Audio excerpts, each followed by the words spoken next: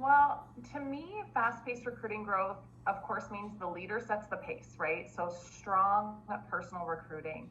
And then it's expecting that every team member shares the business, that they want to recruit and build a team, that they are doing the 5 asks and sharing the business in their parties. And then it's really about building belief that they can recruit from day one and promote to director quickly. Yeah, I know that that's something that you really, really reinforce. What are some top strategies, Krista, that you consistently implement to reach your personal and your organizational recruiting goals? Well, to recruit at a high level, you need to be in front of a lot of people. So expecting a minimum of 4 parties a week. I hold a minimum of 10 to 12 because the leader sets the pace. Training to the fact that 4 parties a week will put you in front of enough people to generate enough leads to recruit enough. So on our team, we talk a lot about looking for leads versus looking for recruits. So we're not only looking for people who are ready to sign up right now, but we're looking for people who are interested enough to at least check it out. And then adding them to your lead list, and they don't come off of that list until they sign up. And of course, we preach ask every host 5 times, but the focus being on the first and the last ask being the most important. And that last one is often the most uncomfortable for our consultants because if they've been doing the 5 asks, they've already had 4 no's. But really that last one is the most important one because by this point, the seed has been planted. The host is at least thinking about it. They're having fun. They're thinking that maybe they could do something like this. But then their 3 friends book with you as the consultant and they think, well, I don't even know who would host with me. They've all just booked with Jane. So we need to make sure that our consultants are telling their hosts that the bookings would be theirs to start with because our hosts don't know that.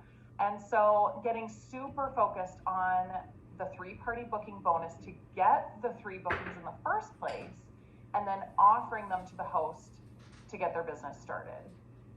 So when I'm talking to a new consultant about the bookings that they're getting, I'm reminding them to offer them to the host one last time. And of course, we run a consistent director-bound program every single month, as well as regular recruiting challenges that focus on the activities. So your Share the Love challenges, Big Ask challenges, anything that is getting them out there, asking people to consider the business. And again, looking for leads, not people who are ready to sign up immediately. And then we do have a Facebook group for our team to invite their leads to. So that's basically our lead funnel. And our team posts testimonials, their story. We share the recruiting incentives, and a different leader goes live each week with their story and some information.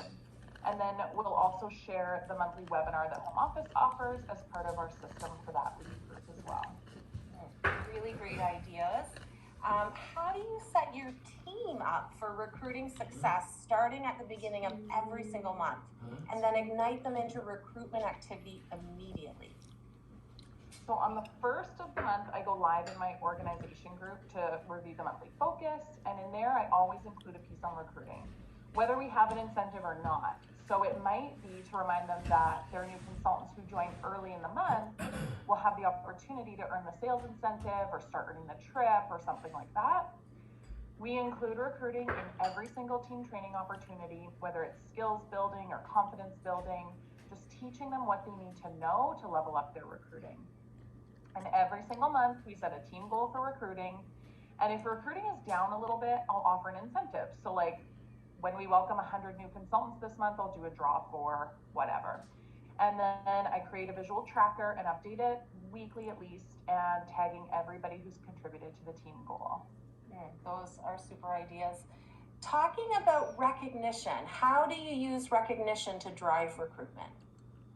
So we recognize all recruiters in the organizational page at the beginning of the month, along with our top sales recognition. And then my personal team recruiters, I send them a little postcard in the mail and a handwritten note thanking them for sharing the love.